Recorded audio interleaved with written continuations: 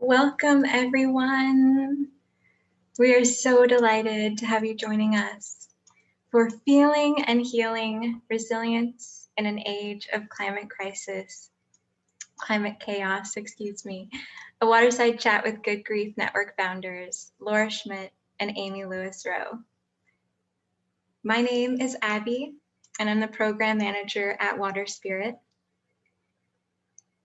Waterspirit is one of several ministries in New Jersey established by the Sisters of St. Joseph of Peace. We are a center of ecology and spirituality that informs, inspires, and enables all people to deepen their consciousness of the sacredness and interdependence of all creation, with a focus on water as critical in sustaining all life. I am joined tonight by the Executive Director of Waterspirit, Blair Nelson, and our public policy and justice organizer, Rachel Dawn Davis. I wanted to remind everyone quickly before we begin to just please keep their microphones muted during the chat, and that we will be having a Q&A afterwards. So there will be time for Amy and Laura to answer any of your questions. If you would like to, feel free to submit any questions that you have in the chat box, and we will read them in the order that they are submitted during the Q&A. To start, I'd like to share a little bit about our guests. First off, Amy is the co-founder and facilitation director of Good Grief Network, and she is an edgy and reverent contemplative. She's a healer, a yoga/intuitive movement instructor. To keep her sanity, Amy dances because, as Alice Walker said, hard times require furious dancing. She also DJs under the name Existential. Amy received her bachelor's degree in English, poetry, and religion from Central Michigan University before obtaining her MFA in creative nonfiction from Georgia College and State University. Next, I'd like to introduce Laura. Laura is the founding director of the Good Grief Network and has been studying personal resilience strategies for nearly a decade. She is trained in nonviolent civil disobedience and is a Climate Reality Leadership Core member and mentor. While a bit of a nomad, she hails from Michigan and graduated from Central Michigan University with a BS in Environmental Studies, Biology, and Religious Studies. Her MS in Environmental Humanities was earned from the University of Utah. Laura grew to understand the importance of place through spending some time living and playing in North Carolina and the bayous of Louisiana directly after the BP oil spill. Inspiration finds her in natural landscapes and honest, open-hearted dialogue. And to tell you a little more about me, I was first introduced to the Good Grief Network before I started working for Waterspirit, and I attended a 10 Steps Ecoanxiety support group that Waterspirit was offering back in September of 2019. Since then, I've gotten to know these two wonderful women, and it brings me so much joy today to chat with them tonight and share their stories with all of you. Welcome, ladies. Couldn't get to the mute. Thank you so much. It's a pleasure and an honor to be here with you today. We have so much respect for what you are doing at Waterspirit. It's really an honor. Thank you for having us. Thank you. Yeah, thank you so much for taking the time to be with us tonight. And to start off next, I'd like to just jump in and ask you both, what inspired you to get into this type of work? Yeah, I think this type of work finds you instead of you finding it. As an environmental studies major, I realized that I have been experiencing what they now call eco-anxiety or climate grief, which is kind of just a catch-all term for any heavy or painful feelings associated with waking up to the state of the planet. And realized that there weren't a lot of resilient strategies out there for people like me. There weren't groups meeting, there wasn't anybody talking about it.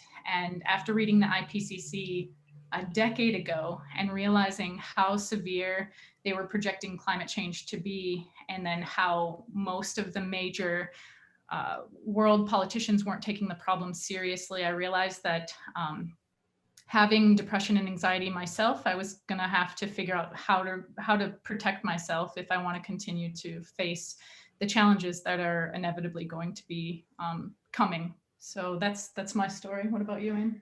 Yeah, I'm finally starting to own more of my story, which is that I was a burnout activist. And in my 20s, well, even still, I have depression and anxiety, and having mood disorders and being in activism, it can be a pretty toxic combination, as I'm sure you can imagine, because you just are seeing injustice upon injustice, and it breaks your heart over and over again. And eventually it got to the point where my doctors told me my activism was fueling the depression. And so I kind of stepped away from activism with, you know, my tail between my legs, and felt embarrassed about that. And then Laura began with 9 steps in her thesis. And we started meeting in Salt Lake City, and just by attending the meetings, I started hearing stories like mine. And I was reminded that maybe I can find ways to contribute that I can still call activism without being on the front line and causing breakdowns, you know? And so we started getting more creative about our approach, and have now sat in circle with hundreds of people from all over the world, and including sitting in circle with y'all. And it's such a gift to share wisdom in that way. And I feel like this is the work I was born to do, and it's an honor to do it. That's so beautiful. Well said, both of you. And your stories are so inspiring. And that is one thing that the Good Grief Network really does, is you bring people together in a way around a topic that isn't happening right now in this time and place. And it is super inspiring for me. And I think those of us who are looking at this topic are also trying to grapple with the best ways of helping people. And you guys are absolutely doing that. And I was wondering if you could tell us a little bit about your inspiration for the 10 Steps group. Yeah, so as Amy mentioned, a lot of it came from my thesis work at the University of Utah. I was really fortunate to work under Terry Tempest Williams, and she opened new doors that had previously not been opened for me, and really merged art and activism. And with a background in 12-step program, which was adult children of alcoholics, I saw what was really powerful about the meetings. The 12-step programs are wonderful programs, and they do different things than what our 10-step programs do, but some core similarities are that they're very ritualistic. As in, if you go to one of the 12-step programs, you know that they're going to be held almost the same way no matter where you are. You know that they're going to have an intro, you know they're going to have a closing, you know there's going to be no crosstalk. You can just sit there and actually be heard. And for many of us in our lives, in our day-to-day, we're not actually heard. This culture isn't really great at teaching us how to actively listen. And so our spaces are modeled after something like the 12 steps, but we have a lot of differences. And in the last year since coronavirus, we've added a lot of different types of grounding exercises in the program itself, because we've realized that participants, it's really hard to arrive in these spaces if our anxiety or if our fear responses are really in overdrive, which they have been for the last year. And so we've added journaling prompts, and we've added some breathing exercises to try to help people get grounded.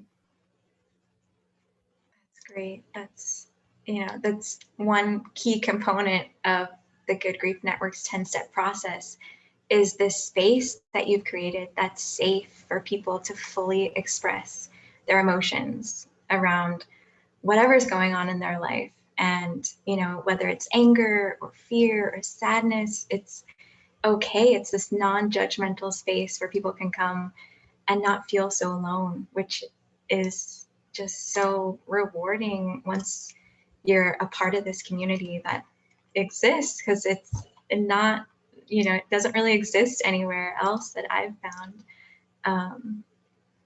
And it makes me think of the title of this talk, feeling and healing, because both feeling and healing are such a big part of the Good Grief Network's 10 steps.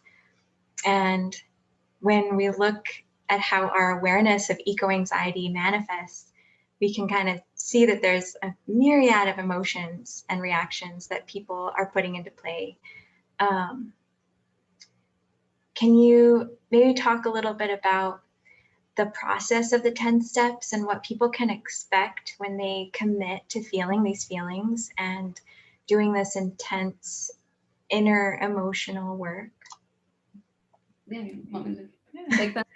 So this, I love talking about the steps, and it can go really deep. So I'll try to, skim the surface a little for us here. But the 10 steps work together.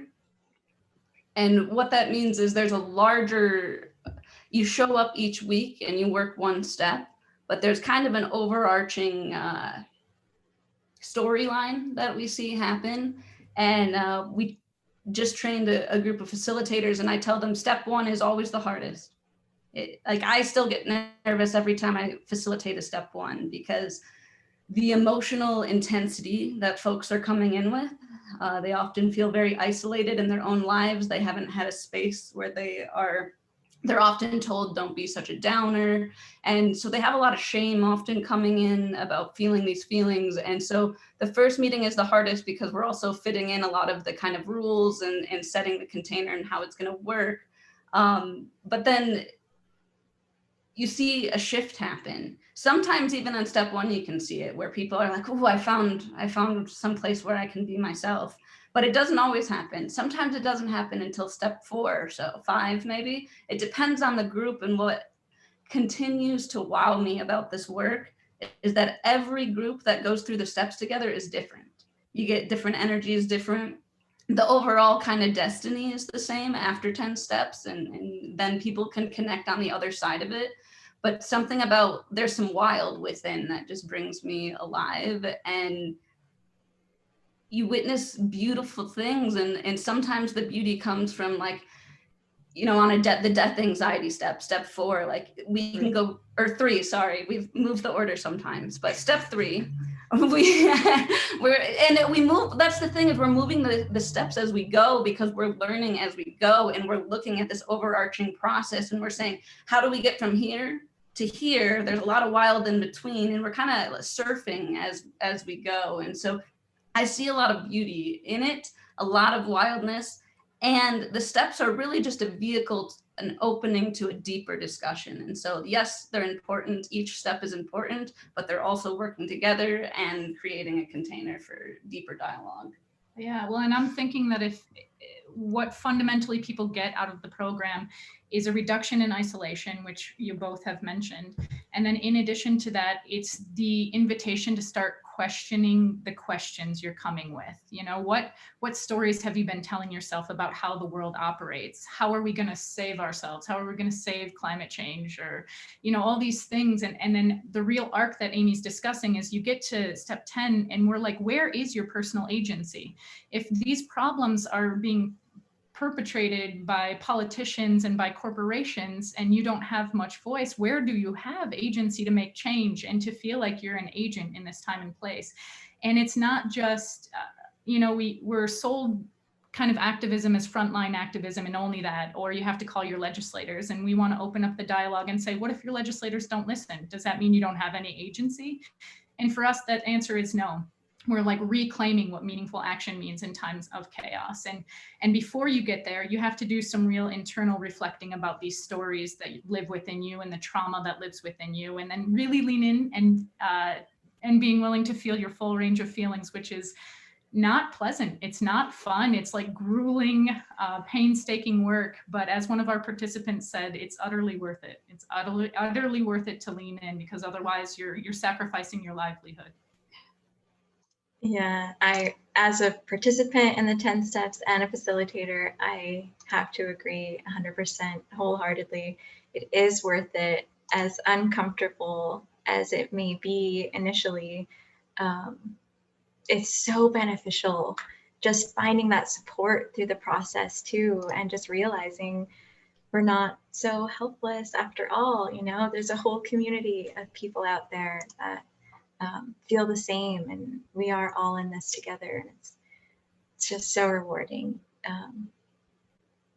And my next question for you guys, In what ways do you think spirituality can help people maintain a healthier outlook on the climate crisis?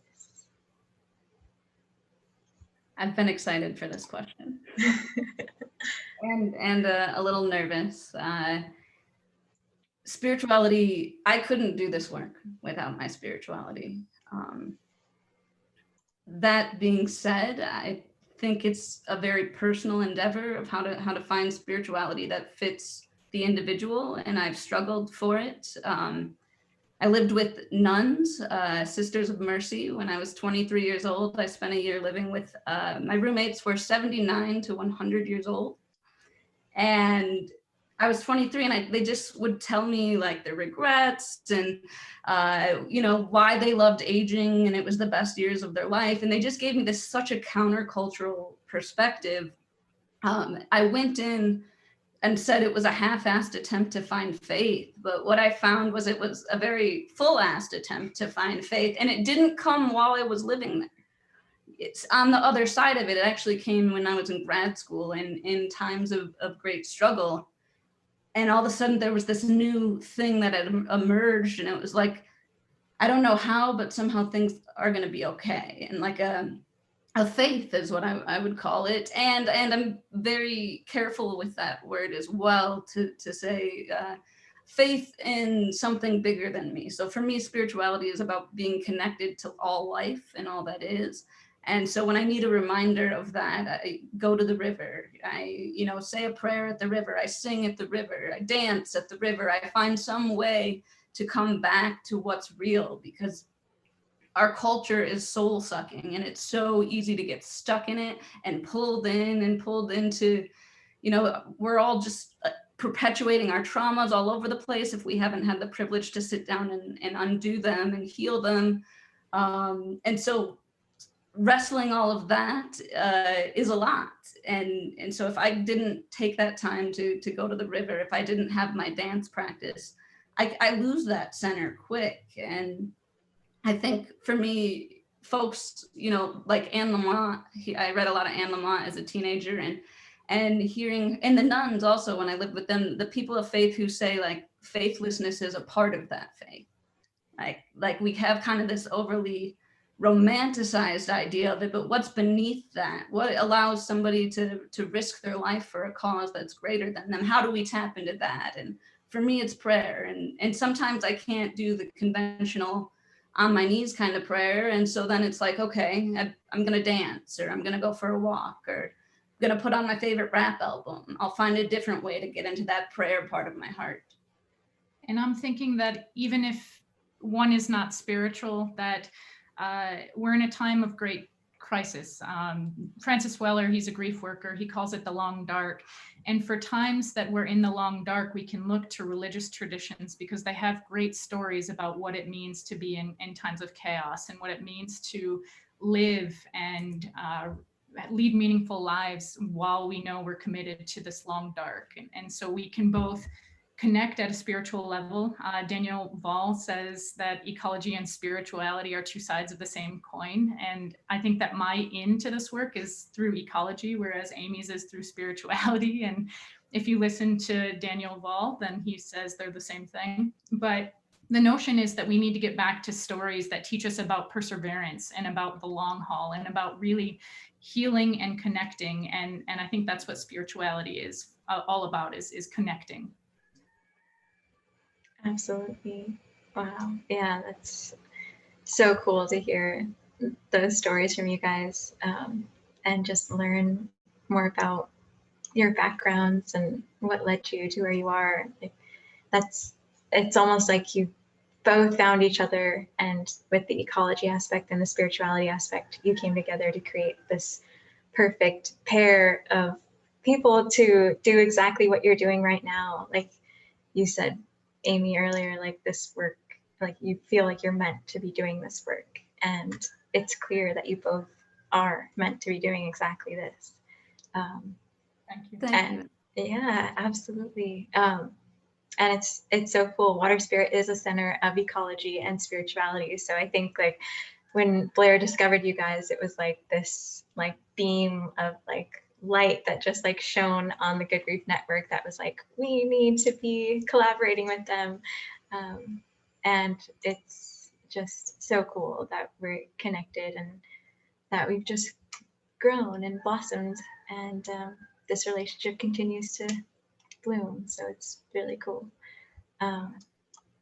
Yeah, Laura, you mentioned it feels like we're living during a time where there's like this drastic desire amongst people of all ages for a change in the way that humans have been living, and interacting with the earth is so important to that change. And I'm curious how you guys think we can create better stories about humanity's future that generate honest hope and visions of a flourishing earth and health and connection and abundance.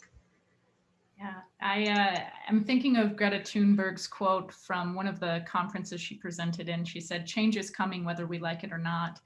And I think that's such a powerful statement for where we find ourselves in this time and place. And it makes me think that, we mentioned earlier that part of our program is really questioning our questions or sitting with the stories that we're telling ourselves. And that's on the personal level, that's on our family level, that's on the cultural level.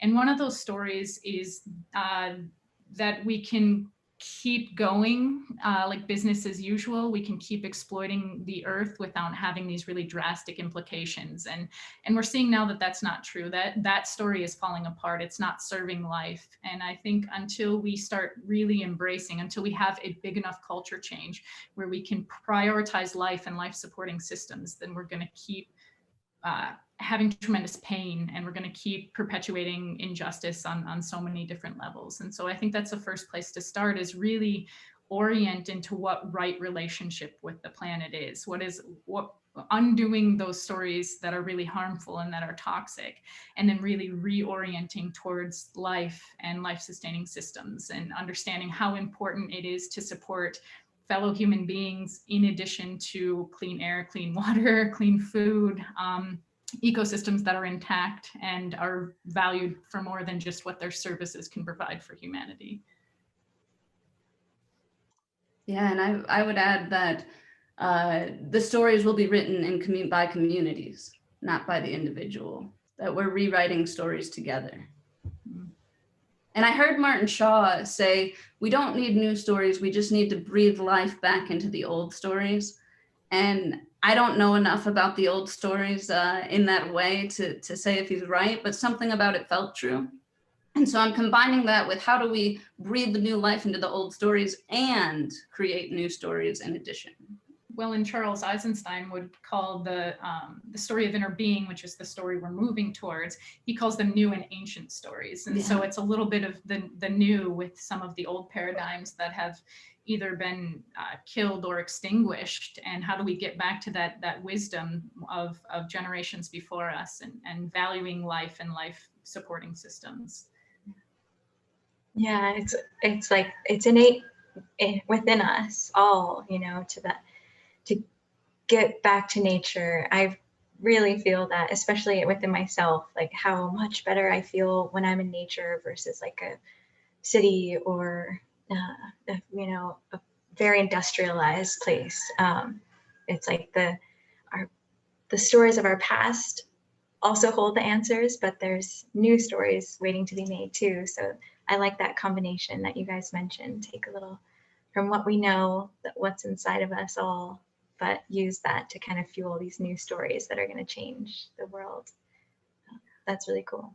Yeah, thank you. I'm also thinking about how the idea that we can question our stories, like we can always ask who's telling the story, why, what do they have something to gain from this story? And that feels new to the larger dialogue, is this idea. I'm so happy to hear people saying like question the stories. Yeah, that's so important. It's like, it's one thing that I've learned, I think, as I've gotten older, is like, question more, question everything. Why not? Like, don't just take, one person's word and question everything you read on the internet these days, for sure. Just, question everything. And that's such a good reminder. And I love that about the Good Grief Network and the 10 steps is that just that reminder to keep questioning things. So important. It's where real emergence happens. You know, Mhm. if we knew the answers to everything, if we knew how to find the answers, then nothing new would emerge. But living in the questions together and sitting in the questions and being humble enough to say, I don't know the answer. And I wish I did, because it feels really gross to not know the answer, but I'm committed to showing up as I am and sitting next to you. And you know, maybe something that I say or a way that I'm being will spark something in you. And then where can we go from there? Maybe your idea sparks something in Amy. And you know, an hour later, we've evolved into a conversation that we wouldn't have had otherwise. Like real emergence happens in not rushing to the solutions and actually sitting with the uncertainty and sitting with the questions. Yeah, yeah, absolutely. Not just focusing on the outcome, really focusing on the questions and being okay with being wrong too. I think that's another thing that the 10 steps has shown me and taught me is it's okay to have thought one way and be wrong and change your mind and totally, completely, you know, do a 180 and, you know, change for the better. Because I believe we're all doing the best we can with the information we have at the current moment that we have it. And it's processes like the 10 steps that allow you to really go inward and question why you're thinking the way you're thinking. And if you still want to think that way, great. But if you want to change the mode of thinking too, you have that opportunity as well. So it's really amazing. Can I focus real quick on this? Yeah, absolutely. Our culture sort of, okay, I'm going to admit that I'm a perfectionist. That's how I got out of my troubled childhood. It's like what's kept me going is sort of my desire for perfection. I'm working on it. But that being said, I think that overall our culture perpetuates that we really have to wait until we know our outcome can be successful before we start doing what we perceive to be the meaningful work of our time. And in Good Grief Network, we really try to ask participants where their passions meet their skill set and their experience. And that's sort of each participant's like superpower or point of superpower, because that's going to be a place that gets like regenerated time and time again. When you get tired and take a break, come back to where do your passions meet your skills and your experience? You know, what has your life been preparing you for? And then go and do that work, and don't wait till you're successful. Like that's just a cultural sham. That's another one of those stories that we need to get rid of because it's not conducive to building new paradigms. And so like, however each of us needs to do this, we need to start breaking down that expectation that we need to be successful or that we're going to have guaranteed results, and instead just live in integrity with what we believe to be right, with what Abby said, the willingness to change our minds and to change the way that we're orienting as we learn new information. I mean, that's the only way that we're able to change is in dialogue and community and research and reading. And yeah, I just wanted to bring that into conversation because we have to stop waiting until, like, can we fix climate change? I don't know, better wait and see and not do anything until we can see if we can solve it. That's not a helpful like way of being. We just let's wait a little longer. Maybe we need more research. Yeah, it can be so frustrating. And imagine if that was the mindset, or if that was taught to young people, you know, don't just push forward to be successful, find that spark that ignites you, like what drives you, and follow that. And then it's almost like that's the clear path to success, because you're going to be doing what you love instead of just doing something for other outward reasons. Jung says, trust that which gives you meaning and accept it as your guide. Like, what is meaningful for you? That's probably different than what's meaningful for Amy and different than what's meaningful for Abby. And we all should be doing those things. The world would be a better place if we didn't try to fit in the cookie cutter mold of what our culture tells us is successful. Yeah, celebrating. Sorry about that, Abby. No, go for it. I was just reminded that the more I do this work and the more I sit with folks in grief and the more I feel my own grief, like the more countercultural I'm becoming. And when you're countercultural, you know, sometimes people stare at you or like judge you. Like we have these ways of the culture reinforcing itself. But I had the realization one day, like, wait, this is the culture that's killing everything. Like, why does this feel personal? Why am I participating in this? We were in the desert about a year ago, and I was in deep grief, and I just in prayer heard this voice say, like, participating in business as usual enables inaction. Say it again. And I had, like, I'm still sitting with that. I still get goosebumps, because to really sit with this idea that participating in business as usual enables inaction. We're all participating in business as usual. We're all enforcing the cultural norms because that's what we're told to do, and it's really uncomfortable to go against them. And simultaneously, the culture is killing everything. Like, I don't know how to sit with the grief of that sometimes, and that's why I go to good grief circles, and that's why I dance. And then I'm reminded, oh yeah, like, I'm here to say we don't have to do it this way anymore. We can change. I want to be a part of the change. You know, we have nieces and nephews, and being an auntie has deepened my grief in ways I didn't know it could. You know, like when my niece is posting about why is there not justice for Breonna Taylor, it kills me. You know, like I was a young activist when Trayvon Martin was murdered, and to just, it's different through a 12-year, or now 13-year-old's eyes, and yet I use that grief as my fuel, right? It doesn't, some days it makes me feel like, okay, I need a day to grieve and just feel it. But other days it's my fire, and it comes out, and I'm like, come at me for being countercultural. I'm ready. You know, it gives me that fire that I think can be transformative. Yeah, I agree. It's a strength that you didn't know you had. There's strength in grief. That's another thing the 10 steps has taught me. There's a strength in that grief, and you can find it if you're willing to work and do that deep inner work. You mentioned your nieces and nephews, and I'm curious. I know that because climate anxiety is growing, and especially among young people, we're seeing it become more prevalent.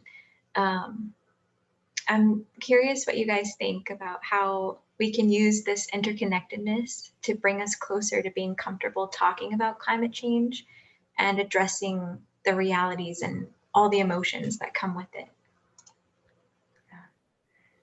I think the best entry for me into this question is the piggybacking off of what Amy was just saying, and you kind of brought it up, Abby, but the notion is that this collective support where we come together in a non-judgmental space and ping ideas off of each other and kind of try on different worldviews, or at least start to deconstruct some of our own, is the way of the future. It's the way that we change. It's so hard to have change as an individual, and we're social creatures, and so it's much easier if you have a community of accountability, a community that says, I want to change too. How do we start changing together?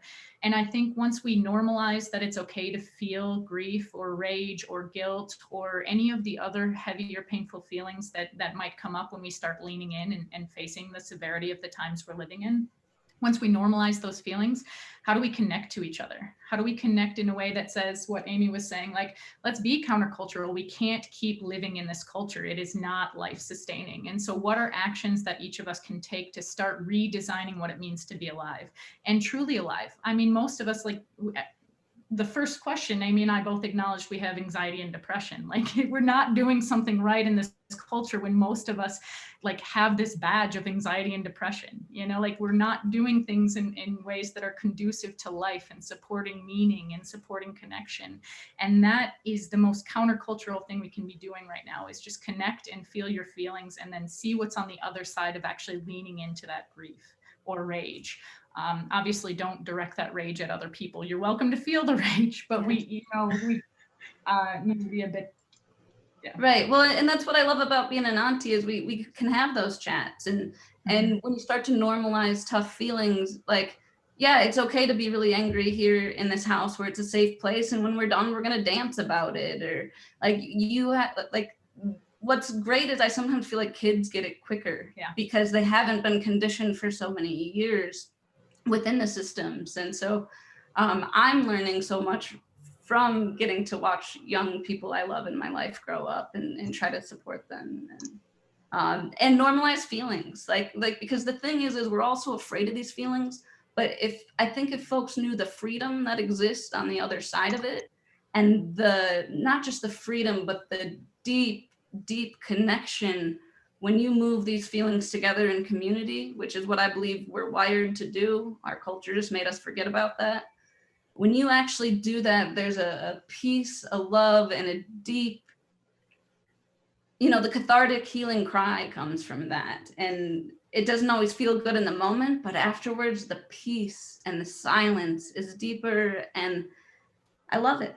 I love this work. I love it, and that seems so wild for what we're talking about. We're talking about feeling the most uncomfortable, unbearable, ugly feelings you can think of.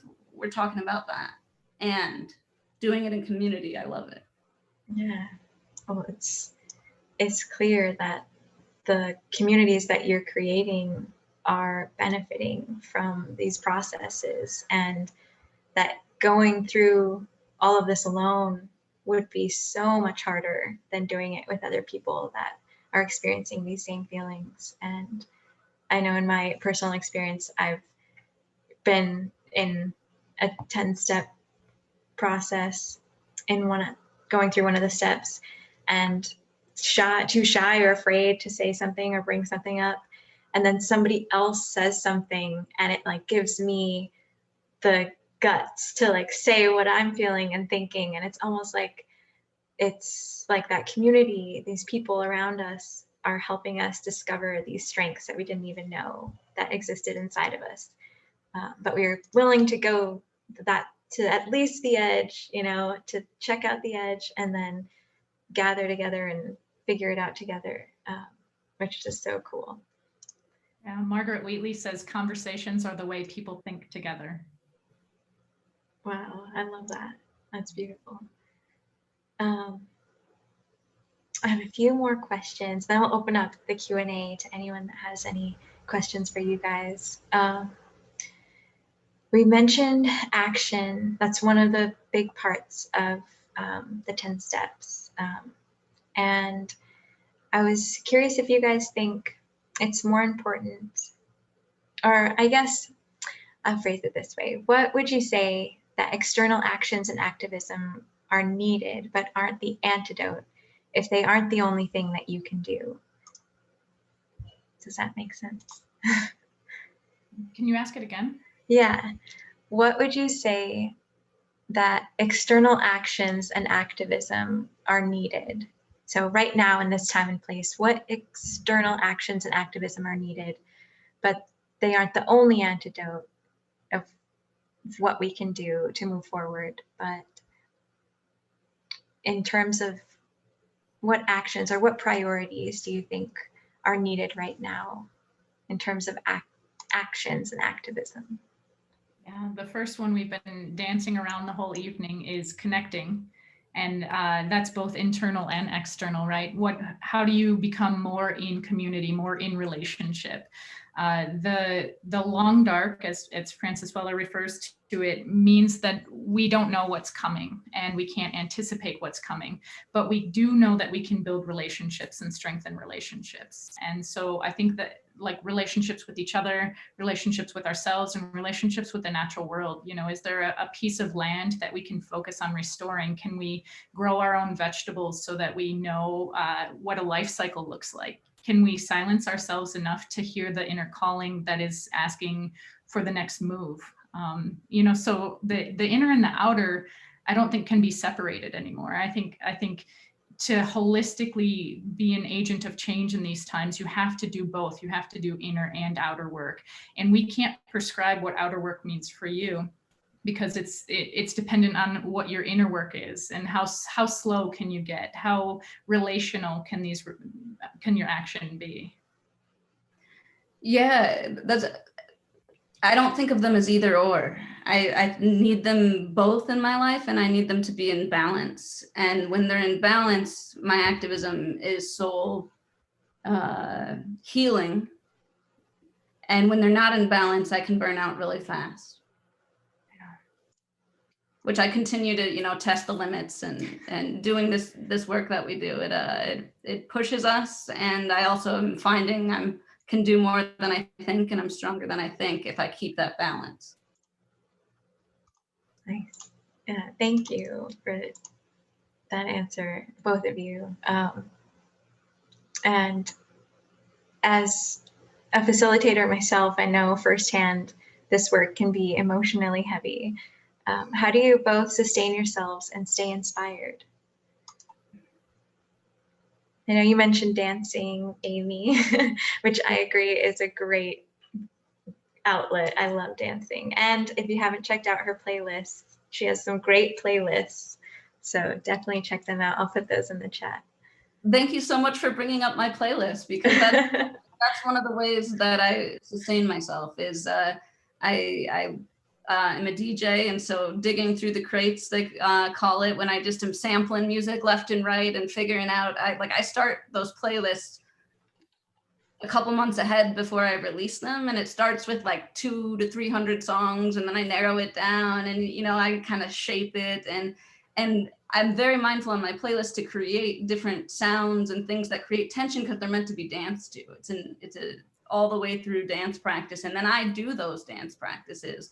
And something about showing up for my dance practice is sometimes the only grounding I feel, because we also laughed a little at this question, because we've been slugging hard at this work for a while, and burnout is real. And luckily we're working on a book now with Shambhala, and I think we're going to use that as a time to slow down and go inward after pushing I'll be honest, I've pushed too hard, because I believed so much in this work, and I'm feeling it a bit now. I feel a little vulnerable, tender, and tired, but I was able to go for as long as I could because I have my dance practice, and I also started playing guitar.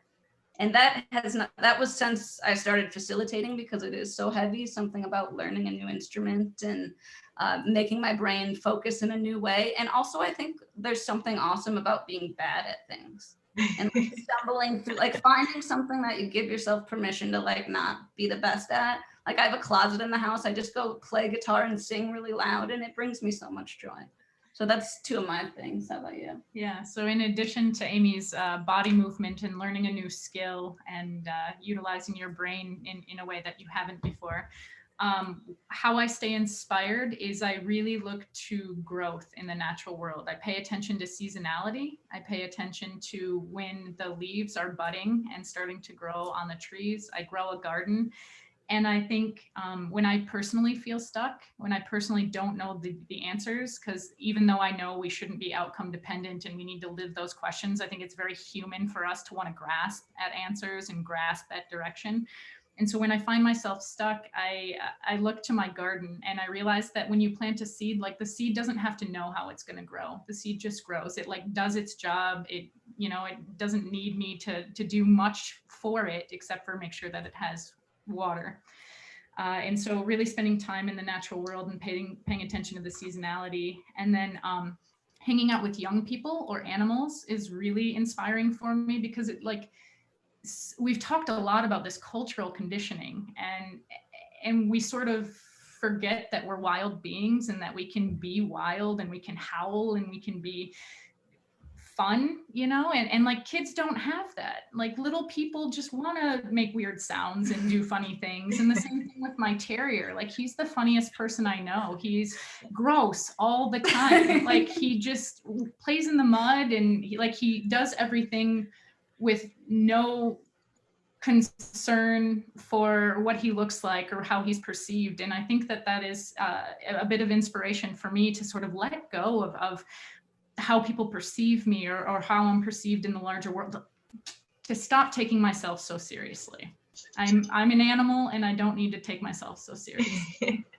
And the last thing that I do to stay inspired is I really love quotes. As tonight I've quoted several people, but if I get down in a slump, I'll look to the words and wisdom of people who have been alive longer than me, who have struggled in different ways, and see how they turn to resilience. What do they do to preserve themselves and protect themselves? Like, we're not the first people to go through hardship. We're not going to be the last people to go through hardship. And so how do we look for teachers and look for mentors who can maybe shine a light for us if we can't find our own light. Beautiful, beautifully said, both of you. And the resources, you mentioned quotes, and in the resources that you guys provide for the Good Grief Network, there are some amazing quotes in there. For someone who's interested in joining one of your groups, how can they find more information? So we're on all the normal social media channels, but we actually have our own social media channel on Mighty Networks, and we can plug that resource a little bit later. But it's goodgriefnetwork.mn.co, I believe. And this is a really centralized location where we can have conversations with people who want to be leaning into these types of things. And I post a lot of resources over there. And in addition to that, you can just go to our website, goodgriefnetwork.org. And we are rolling out a new 10-step program, I think just about every month or every 2 months. And we try to really take into account time zones because we're a worldwide organization. And so sometimes we'll have earlier meetings, sometimes we'll have later meetings. And it's an attempt to get people from all continents to have these conversations and to engage in dialogue. But we're also, I was gonna say, we're also on Instagram, we're on Facebook, we're on Twitter. We're on all the big ones, but also our favorite is Mighty Networks because they don't steal your data. Yes, that is important these days. Yes. Awesome. Well, I'd love to open up the floor to any questions. We do have one question in the chat already from Christina Reynolds, and she asked, how are you each working to build your own personal connections with land and place? That's a great question. Yeah, this feels good. Is something sparking with you? You go first. Well, I feel like I already said some of it, and that's gardening and really getting to see growth and slowing down enough to notice when the trees change or what happens when it snows, you know, those types of things that oftentimes we don't slow down enough to notice. I notice. That's how I build connections with land and place, is I slow down enough to notice. We are landlocked a little bit. We're in Western Nebraska. And so our sort of relationship with place has changed over time. In my bio, you read that I really love the Outer Banks of North Carolina, and I lived in Southwest Louisiana. We spent several years in Salt Lake. And so place changes, as it should, when you move. And so I think some of the challenge here, especially with coronavirus, is developing a relationship with this place that we live here now and feel safe doing it so during a pandemic. And for me, I've been going to the river regularly, and I found that I have my favorite spot at the river, and I go to that same spot, and I like seeing how it changes from day to day. And that now that I'm going regularly, I'm also starting to notice the current in the water move a little different, and that I'm noticing things in a deeper way than I had before. And when my grief or any sort of uncomfortable emotion arises and it just feels unmanageable, when I can go to a place that's familiar and that I have a relationship with, I sink in a way that if I can quiet the sort of part of my brain that's saying, this feels terrible, that, you know, everything sucks. If I can just quiet that enough, usually something else emerges on the other side of that. And that there's also something about giving yourself permission to show up with a bad attitude, like just show up. You know, the rocks don't take it personally if I'm in a bad mood and grumpy and like stumble, you know, mumbling under my breath. And there's something really, sometimes it feels like land is all there is. Like that's real. When I can't find what's real, I go to the land. Yeah, I agree. Land or the sea for me. It's so restorative. Yeah, great question. Yeah. And I'd like to open up the floor. If anyone else has a question, feel free to unmute your microphone and ask Amy or Laura or both.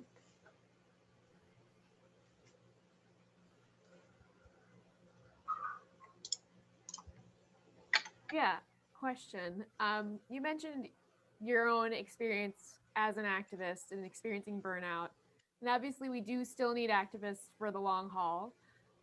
So for those activists potentially watching right now or in the next few days, toying with participating in maybe even just our first info session, but maybe the extended 10 steps group, how important is it for them to participate for themselves, for our planet, for the greater, potential future, for our amazing existing young people and future generations? If you could speak to that, that would be great. What's your question about like on the ground activism? How important is it for activists to partake in this work right now? Like, why right now? Why activists? Why is it important? Well, what I'm thinking of first is that if you're on the front lines right now and you're able to sustain yourself and don't have time for this work, like, power to you, keep going. We're trying to help. Like, when we go through the steps, like, the frontline activists need support too.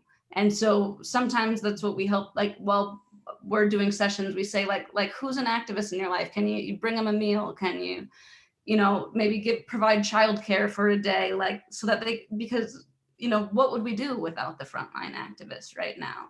And so I wouldn't say everyone needs the 10 steps. It's there for when you feel that burnout and you don't know how to go on anymore. We'll be here. And Joanna Macy teaches us that there are 3 types of actions to be done during this time. One is holding actions, which are what frontline activists are doing, is like making sure, or at least trying to make sure, that more harm isn't being done. Second type of action would be shifts in consciousness. And the third one would be starting to create like new life-sustaining paradigms. And so, maybe someone can do all 3, maybe someone focuses on holding actions, but we absolutely need the entire breadth. We need action in all 3 of these different ways. And then, as Amy mentioned, I think that our program could be really good, or is really good, for activists, because it teaches you that you don't have to solve the problems by yourself. We often will use like a choir or an orchestra metaphor, where if you're tired and you need to take a step back, you can trust that your community will step up, and then you take a break and you rest. And then when you're recharged, you re-enter into the work. And so it's never like you have to hold the whole note or create the whole melody. Like, you do your part, take a break, and you'll be held in community. We absolutely need the full range of action. It's just that our program is really trying to reframe what that action means. Where's that action coming from? What your culture told you to do? Or is it from questioning your questions and starting to break apart and deconstruct your cultural norms, and then you're acting from that place? If you're an activist just to show that you're an activist, you're going to burn out right away. But if your activism is sustained in meaning and in beauty and in spirituality and in these types of deeper questions, then your activism, I think, will have better direction and a better outcome. Thank you for that. Great question, Rachel. Yeah, great answers too. I love that choir analogy. That is so poignant. That's like, I've never heard that before. That was really neat. Well, and I think most of us, especially those of us who come into good grief spaces, we sort of got the notion somewhere in our lives that it had to be us that solved all the world's problems. And that's a pretty big burden to bear. Like, if you can't solve the world's problems, so then you just crumble, like, those are our only 2 options. I think that there's a middle ground where we build these relationships and we forge this resilience so that we can be tired and we can acknowledge when we're burning out, and hopefully catch it before it's a burnout, so that you can take a breath and restore yourself, and then come back to the work that's needed in these times. Yeah, absolutely. Let's see, any other questions for these ladies? Hi. I want to make sure I have a question at the end of my thoughts, because there's so many interesting things being stirred up. And I guess, I'm resonating with so much of what you're saying. I've been in touch with you. I think I've answered, I've been like close to signing up, at certain times. And I just finished a dissertation last summer that was interviewing college students about their feelings and their thoughts and their actions in relationship to how they're responding to climate change, and really trying to kind of like do that in a way that was letting them be kind of whole people, you know, as they're responding. And back in my own 20s, I went to a Joanna Macy. At that point, it was a Council of All Beings, you know, and that was sort of like my early, I mean, I'm 61 now, so that was like, you know, almost 40 years ago of, you know, my climate anxiety was coming up. And I guess partly, I mean, I'm really resonating with the whole inner and outer relationship. And I've really been focusing on that and really thinking about the connection between the spiritual and the political, and what the kinds of things you're talking about, that like part of the cultural change is understanding that relationship between those, you know, and that there's the successful social change movement, so many of them, that's where they've come out of, you know, is this like life affirming. So I guess I'm somewhere in there. I guess what I've been wondering about lately with the kind of work that you're doing is, have you been working like with young people who are in college or anything like that? Like, is that something where, are there groups that are sort of coming up on college campuses and that kind of thing? Yeah, so we have two different types of programs. We have programs that are run by Amy and me and Good Grief as an organization. And then there are affiliate programs like what Blair and Abby run through Waterspirit. And so what like big goal is that we train a lot of people to facilitate these spaces where they're needed. So whether it's frontline activists, college students, high school students, there's someone able to bring this work to those communities. What we've been able, like it's just been us for a long time, and we've just recently trained a bunch of new facilitators, so we have more capacity now. But in the past, it's just been just us two, us just leading a small worldwide movement. So we're going to take a little breather to write this book, and then we're going to have some of our facilitators, Good Grief Network facilitators, start to do affinity groups of different types. And so some of them will target younger folks, some of them will target men, some of them will target different sets of people who want to bring this type of healing into their spaces. Yeah. Okay, great. Thanks. So then if I wanted to, sorry? I was going to add, I would love to see it on college campuses. That's when I experienced my first activist burnout that resulted in hospitalizations, was on a college campus. I was involved in Amnesty International and World Peace Initiative, and I was just, you know, burning the candle from both ends. And I wonder, you know, had there been a 10-step program there where it was normalized to go process what you're witnessing when you show up for things like that, what, you know, my path may have looked like otherwise. So then would I go to your website if I want to learn more, or? Yeah, we're in the process of building an affiliate training. And so we're going to have a course module for that. And then there will be a sort of best practices for affiliates. It's about a month away from being fully constructed, but you're welcome to send us an email and receive updates as it's put out there. As for our 10-step programs, we have one launching in March, and then I think we'll have a parent-specific group in April, and then another group in April as well. So it sounds like, for me, like the first step for someone like myself, I've done various other things, and if I wanted to connect with what you're doing specifically is to sign up and finally be able to do a 10-step program. I mean, it sounds to me like jump in and experience it. Yeah, you can. I was just going to say, you can jump into ours if you'd like. Yeah, and that was starting in March, right? Yep, March 2nd. Yeah. It's the info session. So you'll learn more about the 10 steps process, and we'll have a ton of information there. And then step 1 will actually begin the following week. Yeah, I think I signed up for that. So I'll double check. Awesome. Yeah. Okay, great. All right, thanks a lot. Absolutely. Sorry to cut you off, Laura.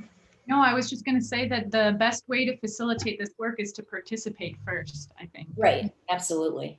Yes, I can imagine that's true. Yeah. Do you guys have time for a few more questions? Awesome. Okay, we have two more. One from Amy Bloomfield. She asks, why are people involved in this work so often women and people with feminine energy? I find that in my own work as a sustainability professional, it's an interesting phenomenon. Yeah, we've definitely observed that as well. And it makes me very grateful for our facilitators who are men, who are really excited about running a men's group, because one of them said, like, a lot of my guy friends need this, they just don't know it yet. And so I don't know if I have any more reflections other than we've definitely observed that as well. I do think it's because of the way we've labeled feelings as feminine, and that there's still some stigma surrounding that. Just some stigma. Yeah, but it's a lot. Like we're questioning everything, and that includes some of the things we take for granted when it comes to the gendered language around feelings. And that's our culture sort of demonizes feelings and tells us that they're feminine aspects, when in reality we're all human beings and have a full range of feelings. And so I think that it will take men who aren't in touch with their feelings and who aren't willing to tap into the more feminine aspect within themselves. I think it'll take men a little bit more time to come around. And I think also that's okay. Like we're waking up and we're creating safe and brave containers, and when people are ready, they'll come and we'll be ready. You know, Waterspirit will be ready, Good Grief will be ready.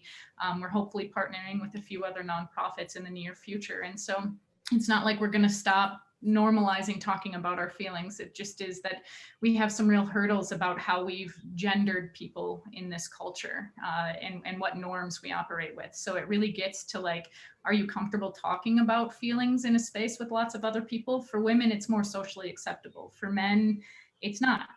And that doesn't mean it won't always be like that. You know, we're ushering in changes, and sometimes change is fast and sometimes change is gradual. But the more that we normalize talking about feelings, and the more that we are inclusive in our spaces, the more people will come along and feel comfortable to be sitting with us.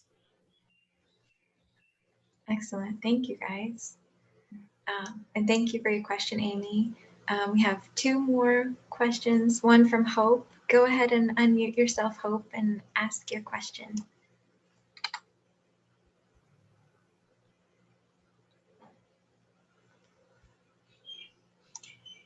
Are you there, Hope? Oh, we've lost Hope. Oh, no. You can also type your question in the chat, Hope. For some reason, we are unable to hear you.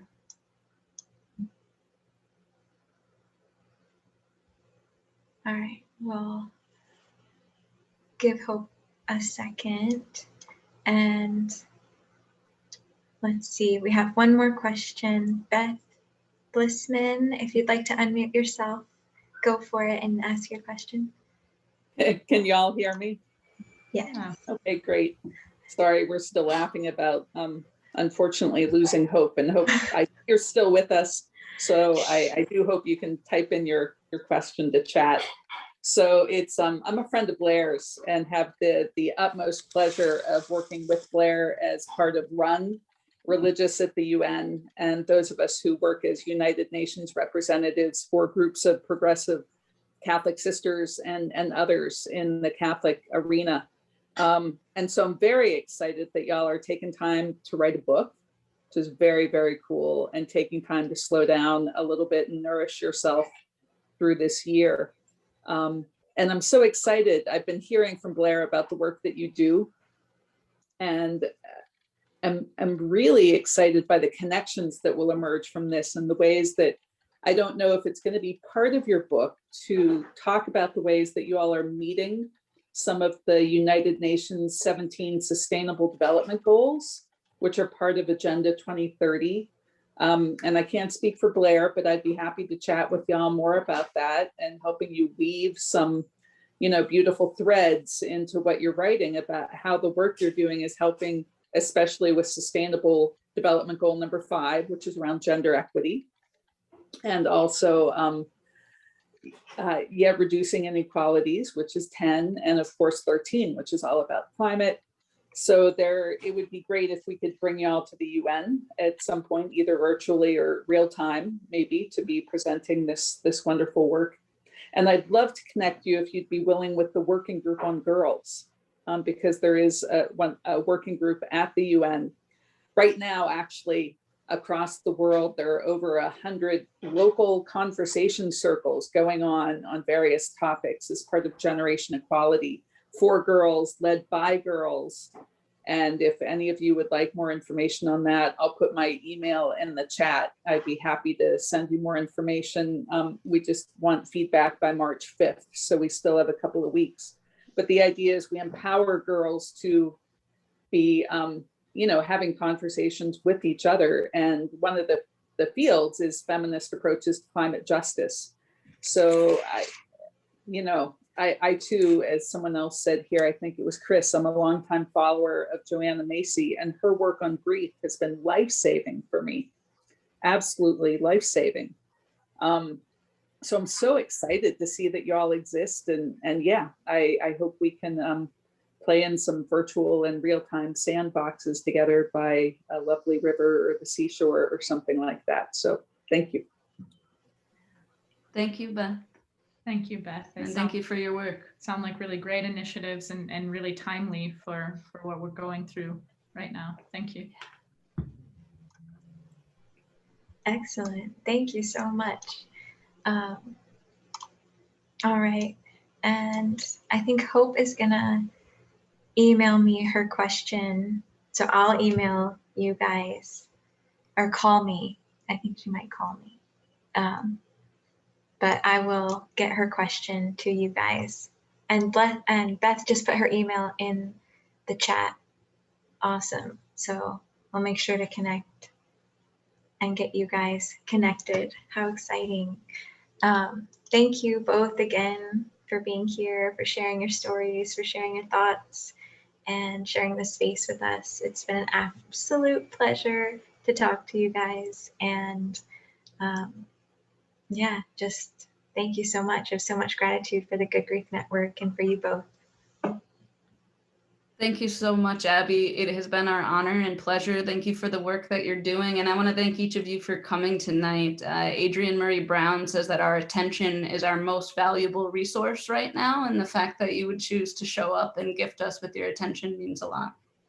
Thank you. Absolutely. Yeah.